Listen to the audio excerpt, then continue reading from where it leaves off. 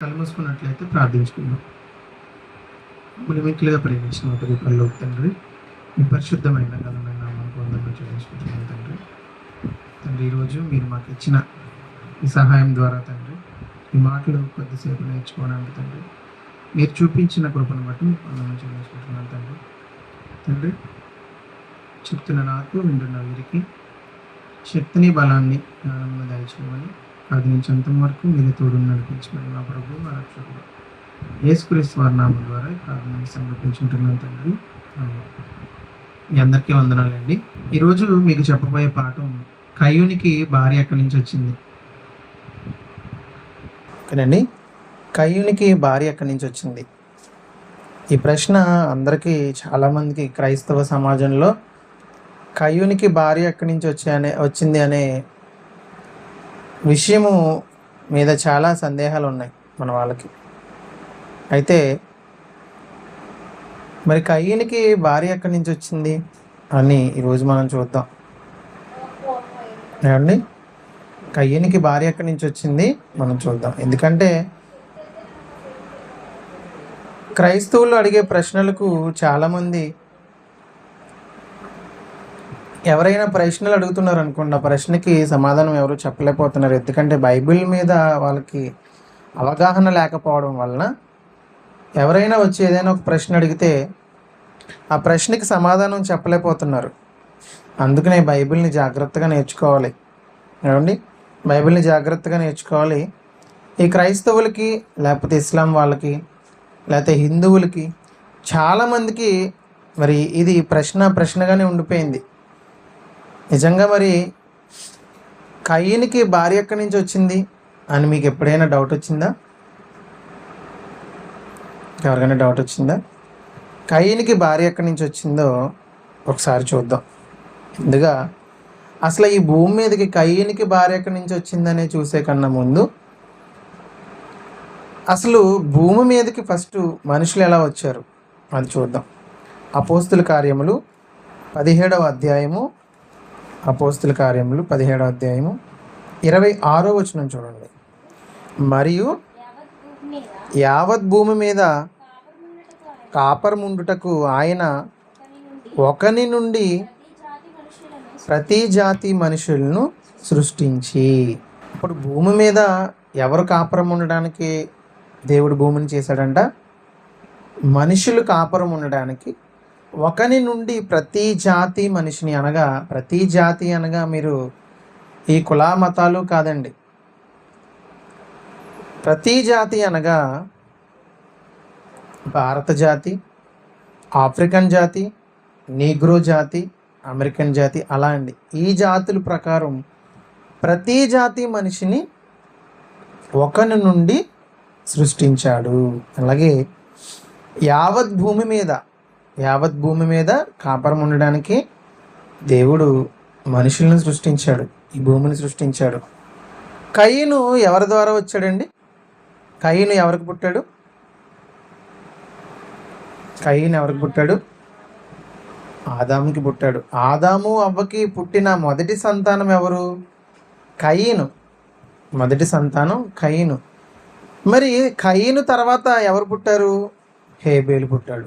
ఈ హేబేల్ని తన అన్నయ్య అయిన కయ్యూను ఏం చేశాడు? చంపేశాడు. కయ్యూను హేబేల్ని చంపేశాడు. మరి చంపేసిన తర్వాత ఇక్కడ ఏం జరుగుతుందంటే,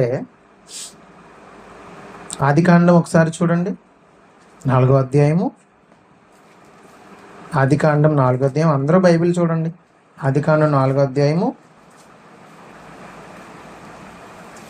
16వ వచనం చూడండి. అప్పుడు కయ్యూను యెహోవా సన్నిధిలో నుండి బయలుదేరి వెళ్ళి ఏదెనుకు తూర్పున ఉన్న నోదు దేశములో కాపురం ఉండెను. 10వ వచనం చూడండి. అప్పుడు ఆయన, నీవు చేసిన పని ఏమిటి? నీ తమ్ముని రక్తము యొక్క స్వరము నేలలో నుండి నాకు మొరపెట్టుచున్నది అని అన్నందుకు దేవుడు శపిస్తాడు కదా కయ్యూన్ని. శపించిన తర్వాత కయ్యూను ఎక్కడికి వెళ్ళిపోతాడు? ఏదేను తోట నుండి తూర్పు వైపుగా నోదు అనే దేశంలోనికి కాపురం ఉండడానికి వెళ్ళిపోతాడు. అలా వెళ్ళిపోయిన తర్వాత కయీను గారు ఒక స్త్రీని వివాహం చేసుకుంటాడండి. కయీను గారు ఒక భార్యని వివాహం చేసుకుంటాడు, తన భార్యని. ఇప్పుడు మరి కయీను గారు వివాహం చేసుకున్న తర్వాత ఇక్కడ ఆదాము తర్వాత కయీను పుట్టాడు. 4వ అధ్యాయంలోనే ఉంటుంది చూడండి, మొదటి వచనం. ఆదాము తన భార్య అయిన అవ్వను కూడినప్పుడు ఆమె గర్భవతి కయీను కనెను. మరి 10వ వచనం సరికి కయీను ఎవరిని చంపేస్తాడు? తమ్ముడిని చంపేస్తాడు. తమ్ముడిని చంపేసి 15వ వచనం వచ్చేసరికి తమ్ముడిని చంపేసి ఎక్కడికి వెళ్ళిపోతాడు? నోదు దేశంలోనికి వెళ్ళిపోతాడు. మరి నోదు దేశం వెళ్ళేసరికి మరి అప్పటికి ఎవరైనా పుట్టారా? కయీను ఒక్కడు, హేబేలు ఒక్కడు, వీళ్ళిద్దరే ఉన్నట్టు చూడగలం మనం బైబిల్ 4వ అధ్యాయంలో. 4వ అధ్యాయంలో కయీను, హేబేలు వీళ్ళిద్దరే ఉన్నట్టు చూడగలం. ఇప్పుడు ఎవరు మిగిలారు వీళ్ళిద్దరిలో? కయీను ఒక్కడే మిగిలాడు. మరి ఆ మిగిలిన కయీను కూడా ఎక్కడికి వెళ్ళిపోయాడంట? నోదు దేశంలోనికి వెళ్ళిపోయాడు. మరి నోదు దేశం వెళ్ళేసరికి సడన్గా కింద 4వ అధ్యాయం ఆదికాండం 17వ వచనం. కయీను తన భార్యను కూడినప్పుడు ఆమె గర్భవతి అయి హనోకును కనెను. చాలండి, ఇక్కడ కయీను ఒక్కడే వెళ్ళిపోయాడు కదా. కయీను, హేబేలు వీళ్ళిద్దరే సంతానం ఉన్నారు. మరి ఈ సంతానం వీళ్ళిద్దరిలో హేబేలేమో చచ్చిపోయాడు. చనిపోయిన హేబేలు తర్వాత కయీను ఒక్కడే మిగిలాడు. మరి కయీను ఒక్కడే మిగిలిపోగానే మరి మళ్ళీ 17వ వచనం వచ్చేసరికి భార్యను కూడగా హనోకును కన్నట్టు ఇక్కడ ఉంది కదా. మరి భార్య ఎక్కడి నుంచి వచ్చింది? కయీను, హేబేలు వీళ్ళిద్దరే ఉన్నారు కదా, అప్పటికి ఎవరు పుట్టలేదు కదా. మరి పుట్టనప్పుడు కయీనికి పెళ్లి చేసుకోవడానికి భార్య ఎక్కడి నుంచి వచ్చింది? ఒకవేళ ఆదాము గారే మొదటి సంతానం అని మనం చెప్పుకుంటాం కదా, దేవుడు ఆదాముని చేశాడు. ఆదాము మొదటి సంతానం అని చెప్పుకుంటున్నప్పుడు కయీనికి భార్య ఎక్కడి నుంచి వచ్చింది అంటే వీళ్ళు ఆదాము నుండి వచ్చిన వాళ్ళ కాదు అంటున్నారు. మరి ఆదాము నుండి వీళ్ళు రాకపోతే వేరే సంతానం భూమి మీద ఇంకా ఎవరైనా ఉన్నారా? ఆదాము నుండి కాకుండా వేరే వాళ్ళు ఎవరైనా ఉన్నారా? అలా ఉంటే ఆదాము ఏమైపోతాడు? మొదటివాడు అవడు, అంతేనా? మరి ఈ ప్రశ్నలన్నీ మరి వాళ్ళు వేస్తున్నప్పుడు మనం సమాధానం చెప్పాలా వద్దా? చెప్పాలి. మరి అసలు ఈ వంశావళులు ఎలా వచ్చినాయి? ఎవరి ద్వారా ఈ వంశావళులు ప్రారంభమైనాయి? ఒకసారి చూద్దాం. 5వ అధ్యాయము మొదటి వచనం చూడండి. ఆదాము వంశావళి గ్రంథం ఇదే. దేవుడు ఆదామును సృజించిన దినమున దేవుని పోలికగా అతన్ని చేసెను, మగవానిగాను ఆడుదానిగాను వారిని సృజించి వారు సృజించబడిన దినమున వారిని ఆశీర్వదించి వారికి నరులను పేరు పెట్టెను. తర్వాత ఆదాము 130 ఏండ్లు బ్రతికి తన పోలికగా తన స్వరూపమున కుమారుని కని అతనికి షేతు అని పేరు పెట్టెను. షేతును కనిన తరువాత ఆదాము బ్రతికిన దినములు 800 ఏండ్లు. అతడు కుమారులను కుమార్తెలను కనెను. ఆదాము బ్రతికిన దినములన్నీ 930 ఏండ్లు. అప్పుడు అతడు మృతి పొందెను. ఏమండి, ఇప్పుడు ఆదాము గారు ఎన్ని సంవత్సరాలు బ్రతికారు? 930 సంవత్సరములు ఆదాము గారు బ్రతికారు. మరి కయీను గారు ఎప్పుడు ఆదాము గారు అవ్వగారు కయీను గారిని కన్న తర్వాత ఎప్పుడు పాపం చేసి ఎప్పుడు నోదు దేశం వైపుకి వెళ్ళిపోయాడో మనకైతే బైబిల్లో రాయబడలేదు, కానీ స్పష్టంగా కయీను తప్పు చేసి నోదు దేశంలోనికి పారిపోయాడు అన్నట్టు బైబిల్లో ఉంది. మరి అయితే అప్పట్లో ఏమండి, ఆదాము నుండి నోవాహు వరకు సుమారు 1000 సంవత్సరాల కాలం ఇచ్చాడండి మనుషులకి. మెతూషల గారు కూడా చాలా సంవత్సరాలు బ్రతికారు కదా. మెతూషల గారు ఎక్కువ కాలం బ్రతికిన వ్యక్తి ఎవరంటే మెతూషల. మరి అలాగే ఒక్కొక్కరు 900 సంవత్సరములు, లేకపోతే ఒక్కొక్కరు 800 సంవత్సరములు, ఒక్కొక్కరు 700 సంవత్సరములు బ్రతికారండి. మరి 900 సంవత్సరాలు బ్రతికారంటే మరి వీళ్ళు ఎంతమందిని కనుంటారు పిల్లల్ని? 900 సంవత్సరాల్లో ఎంతమందిని కనుంటారు ఆదాము అవ్వగారు? ఇప్పుడు ఒక వ్యక్తికి 20వ సంవత్సరంలో పెళ్ళయింది అనుకోండి, అతను పిల్లోడిని కంటాడు. 1 సంవత్సరం 2 సంవత్సరంలో పిల్లల్ని కంటారు. వాళ్ళు మళ్ళీ 20 సంవత్సరాల తర్వాత వాళ్ళకి పెళ్లి చేసామనుకోండి, ఇప్పుడు అతని తండ్రికి ఎన్ని సంవత్సరాలు వచ్చినట్టు? ఏమంటే ఇప్పుడు నాకు 20వ సంవత్సరంలో పెళ్ళి అయిందండి, నాకు 20 సంవత్సరాలు, మా నాన్నకి 20వ సంవత్సరంలో పెళ్ళి అయిపోయింది. మరి మా నాన్నకి 20వ సంవత్సరంలో పెళ్ళి అయినప్పుడు నేను పుట్టాను 21 సంవత్సరంకి. ఆ తర్వాత నాకు 20 సంవత్సరాలకు నాకు పెళ్ళి అయింది. ఇప్పుడు మరి మా నాన్నగారికి ఎంత వయసు ఉండొచ్చు? 40 సంవత్సరాలు ఉండొచ్చు, అంతేనా? నాకు 20 సంవత్సరాలు, మా నాన్నగారికి 20 సంవత్సరాలు పెళ్ళి అయింది. కాబట్టి మొత్తానికి మా నాన్నగారికి ఎన్ని సంవత్సరాలు? 40 సంవత్సరాలు. ఈలోపు మళ్ళీ నేను ఒక కుమారుని కానీ వాడికి 20 సంవత్సరాలు వచ్చిన తర్వాత వాడికి పెళ్లి చేశాను అనుకోండి, అప్పుడు మా నాన్నగారికి ఎంత వచ్చినట్టు? 60 సంవత్సరాలు వచ్చినట్టు. ఇప్పుడు మా నాన్నగారు 60 సంవత్సరాల్లో ఎన్ని తరాలను చూశాడు? 2 తరాలను చూసాడు. నాది, నా కొడుకుది. మా నాన్నగారికి ఇంకా ఆయుష్ ఇంకా ఉంటే ఆయనకి 80 వచ్చేసరికి నా కొడుకు కూడా ఇంకా కుమారునికి అంటాడు. అలాగే ఎన్ని తరాలను చూశాడు? మరి 100 సంవత్సరాల్లోనే 4-5 తరాలు చూస్తున్నప్పుడు మరి 900 సంవత్సరాలు ఇచ్చినప్పుడు వాళ్ళు ఎన్ని తరాలను చూస్తుంటారు? ఎంతమందిని పిల్లలు కాని ఉంటారు? ఇలాగా కని కని కని కని కని కని ఈ కన్నా పిల్లలే అలా నలుదేశాలకి చెదిరిపోయారండి. నలుదేశాలకి చెదిరిపోయిన తర్వాత ఏమండి, నలుదేశాలకి చెదిరిపోయిన తర్వాత వీళ్ళు ఏమయ్యారు? భూమి మీద వ్యాపించారు. వ్యాపించినప్పుడు కయీను గారు వారిలో ఒకరిని వివాహం చేసుకున్నారు. కయీను గారు కూడా చేసుకున్నది ఎవరిని? ఆదాము అవ్వకి పుట్టిన వాళ్ళనే. ఎందుకంటే మరి అప్పుడు భూమి మీద ఇంకా సంతానం ఏది? ఆదాము అవ్వ నుంచి వచ్చిన సంతానాన్ని కయీను గారు వివాహం చేసుకున్నారు.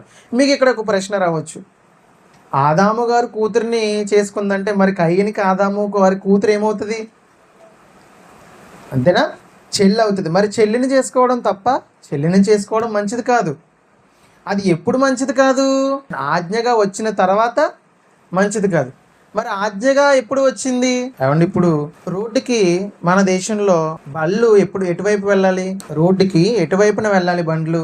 ఎడమ వైపున, కుడి వైపున? ఎడమ వైపున వెళ్ళాలి. తర్వాత ఒక ప్రభుత్వం వచ్చిన తర్వాత భారతదేశంలో బండ్లన్నీ కుడి వైపున వెళ్ళాలి అని ఎవరైనా తీర్మానం చేసి చట్టం చేశారనుకోండి, అప్పుడు మళ్ళీ బండ్లు ఎటువైపు వెళ్ళాలి? కుడి వైపున వెళ్ళాలి. కుడివైపున ఆజ్ఞ పెట్టిన తర్వాత కూడా మళ్ళీ మనం ఎడమ వైపున వెళ్తున్నాం అనుకోండి, అప్పుడు ఏమవుతుంది? అది అప్పుడు తప్పు అవుతుంది. అంటే చట్టాన్ని మనం మీరినట్లు అవుతుంది. మరి చెల్లిని చేసుకోకూడదు అని ఎప్పుడు చట్టం చేశాడు దేవుడు? అబ్రహాం గారు శారా గారిని చేసుకున్నారు కదా. మరి అబ్రహాం గారికి శారా గారు ఏమవుతారు?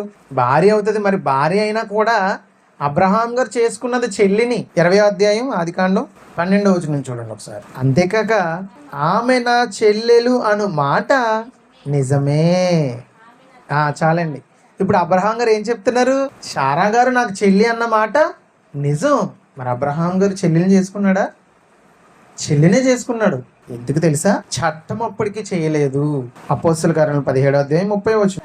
ఆ అజ్ఞాన కాలములను దేవుడు చూచి చూడనట్టుగా ఉండెను. ఇప్పుడైతే అంతటను అందరూ మారు మనస్సు పొందవలెనని మనుష్యులకు ఆజ్ఞాపించుచున్నాడు. ఆ అజ్ఞాన కాలములు అంటే ఎప్పుడండి? మన పితరుల కాలము. ఆదాము గారు, అవ్వగారు, అబ్రహాం గారు, వీళ్ళు ఆ కాలంలో దేవుడు ఏం చేశాడంట? చూసి చూడనట్టు వదిలేశాడు. ఎందుకు? భూమి మీద మనుషులు విస్తరించాలి. విస్తరించాలంటే దేవుడు ఏం చేయకూడదు? చట్టాలు పెట్టకూడదు, రిస్ట్రిక్షన్స్ పెట్టకూడదు. ఈ నియమ నిబంధనలు పెట్టినంత కాలం భూమి మీద మనుషులందరూ వ్యాపిస్తారు. అందుకే దేవుడు చట్టాన్ని అప్పుడు చేయలేదు. మరి చట్టాన్ని ఎప్పుడు చేశాడు? లేవి కాండము 20వ అధ్యాయము. చట్టాన్ని ఎప్పుడు చేశాడు? లేవి కాండం 20వ అధ్యాయము 17వ వచనం చూడండి. ఒకడు తన సహోదరిని అనగా తన తండ్రి కుమార్తెనే గాని తన తల్లి కుమార్తెనే గాని చేర్చుకుని ఆమె దిశములను వాడును వాని దిశములను ఆమెయు చూచిన ఎడల అది దురనురాగము, వారికిని తమ జనుల ఎదుట మరణ శిక్ష విధింపవలెను. రక్త సంబంధులు అంటే ఎవరండి? తల్లిదండ్రులకు పుట్టిన పిల్లలు ఉంటారు చూసారా? మన చిన్నమ్మ పిల్లలు, మన చిన్నాన్న పిల్లలు, మన రక్తం పంచుకుని పుట్టిన పిల్లలందరూ మనకు రక్త సంబంధికులు. వారిని మనం ఏం చేయకూడదంట? వివాహం చేసుకోకూడదు, వారితో తప్పు చేయకూడదు అని ఎక్కడ రాశాడు? లేవి కాండం వచ్చేసరికి రాశాడు. ఈ లేవి కాండం ఎప్పుడు వచ్చింది? ఇశ్రాయేలీల కాలంలో వచ్చింది. మరి లేవి అంటే ఇశ్రాయేలీల గోత్రం 12 మందిలో ఒకడు లేవి. ఈ లేవి కాండంలో మోషే గారు దేవుని ద్వారా రాశాడండి. ఇంకొక అధ్యాయం చూడండి, లేవి కాండం 18వ అధ్యాయము 6వ వచనం. మీలో ఎవరును తమ రక్త సంబంధుల మానఛాదనమును తీయుటకు వారిని సమీపింపకూడదు. చాలండి. ఇప్పుడు మనం ఏం చేయకూడదంట? మన రక్త సంబంధికుల్ని ఇప్పుడు చేసుకోకూడదు. ఎందుకంటే భూమి మీద చాలామంది ఉన్నారు. వివాహం చేసుకుని ఎవరినైనా మనం ఇప్పుడు వివాహం చేసుకోవచ్చు. వివాహం ఎవరినైనా చేసుకోవచ్చు. కానీ ఎవరిని చేసుకోకూడదంట? మన రక్త సంబంధికుల్ని, అంటే చెల్లి అయిన వరుస వాళ్ళని కానీ, కూతురు అయిన వరుస కానీ, వీళ్ళని మనం వివాహం చేసుకోకూడదు. ఇది ఇశ్రాయేలీయులకి దేవుడు అప్పుడు చెప్పాడండి. అది ఎప్పటికీ కొనసాగుతుంది. నిజంగా మరి ఇన్ని ఆజ్ఞలు పెట్టాడు కాబట్టే మరి చాలా వరకు దేవుడు కంట్రోల్ చేశాడండి జనాల్ని. మరి ఇది పెట్టకముందు ఏం జరిగింది?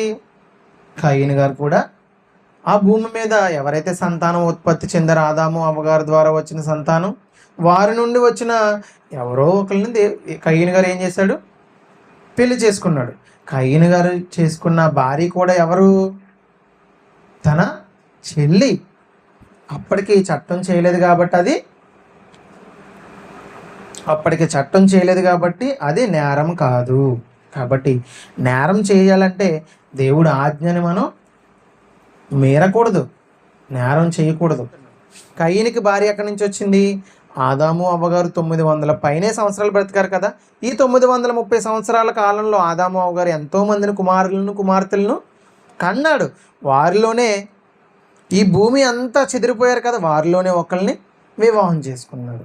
మరి నోదు దేశం ఎలా వచ్చింది? ఇది కూడా ఒక ప్రశ్న అండి. అయితే మోషే గారు ఎప్పటివాడు? సుమారు క్రీస్తుకు పూర్వం 1500 సంవత్సరాల క్రితం వాడు. మరి ఇతను ఈ 5 కాండాలు రాశాడండి. ఈ 5 కాండాలు అంటే ఆది కాండం 1వ అధ్యాయం నుంచి ద్వితీయోపదేశ కాండం వరకు మోషే గారే రాశారు. మరి మోషే గారు మరి రాసినప్పుడు కయీను గారు ఉన్నారా అంటే లేరు, అప్పుడు చచ్చిపోయాడండి. ఎప్పుడు? ఈ మోషే గారు ఇవన్నీ రాయకముందు ఎన్ని జరిగినాయి? సృష్టి పూర్వం జరిగింది, సృష్టి జరిగింది, తర్వాత నోవాహు జలప్రలయం జరిగింది. నోవాహు జలప్రలయం తర్వాత అబ్రహాం గారు, ఇస్సాకు గారు మళ్ళీ సొదొమ గొమొర్రా పట్టణాలు కాల్చేశాడు. ఆ తర్వాత యాకోబు గారు తర్వాత 12 మంది గోత్రాలు. వీరి తర్వాత ఇశ్రాయేలీయులకి నాయకుడిగా ఒకరు రావాలి. ఆయన ఎవరు?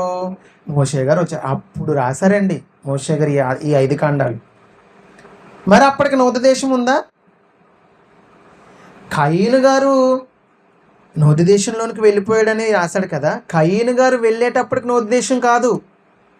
మోషే గారు ఆ ఆది కాండం రాసేటప్పటికీ నూతన దేశం. అది మీకు అర్థమైందా? కయీను గారు పాపం చేసేసి వెళ్ళిపోయాడు కదా, అప్పటికి నూతన దేశంగా లేదు, అదొక నిర్జన ప్రదేశం కిందనే ఉంది. కానీ మోషే గారు ఎప్పుడైతే ఈ ఆది కాండం రాస్తాం స్టార్ట్ చేశాడో అప్పటికి నూతన దేశం కింద పిలువబడుతుంది. మీకు ఒక ఉదాహరణ చెప్తాను. ఒక్కొక్క ప్రదేశం దానికి ఏ పేరు ఉండదు, ఏమీ ఉండదు. కొంతమంది ఒక్కొక్క ప్రదేశంలోకి వెళ్ళి చిన్నగా ఒక ఇల్లు గట్ట కట్టుకుని, ఇల్లు వేసుకుని, పూరు గుడిసెలు వేసుకుని, డేరల గట్ట వేసుకుని సంచరిస్తూ ఉంటారు. అది రాను రాను రాను రాను రాను అదేమవుతుంది? ఒక పల్లెగా, ఒక పట్టణంగా, ఒక సిటీగా మారిపోతుంది. అప్పుడు దానికి ఏం చేస్తారు? ఒక పేరు అనేది పెడతారు. మరి అంతకుముందు దానికి పేరు ఉందా? పేరు లేదు. అలాగే కయీను గారు వెళ్ళేసరికి దానికి నూతన దేశం అనే పేరు లేదు, కానీ మోషే గారు రాసే కాలానికి అది నూతన దేశంగా పిలువబడుతుంది.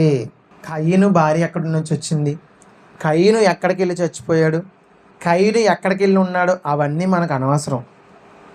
మరి మనం ఏం చేయాలి? ఇవన్నీ మనం ఆలోచించకూడదు. మనకి ఎన్ని ప్రశ్నలు మనకు అనవసరం అండి. ఇవన్నీ ప్రశ్నలు మనకు అనవసరం. కానీ మరి దేవుడు ఏం చెప్తున్నాడు చూద్దాం ఒకసారి. యోహాను గారు రాసిన మొదటి పత్రిక 3వ అధ్యాయము 12వ వచనం. మనము కయీను వంటి వారమై ఉండరాదు. వాడు దృష్టిని సంబంధి అయి తన సహోదరుని చంపెను. వాడు అతనిని ఎందుకు చంపెను?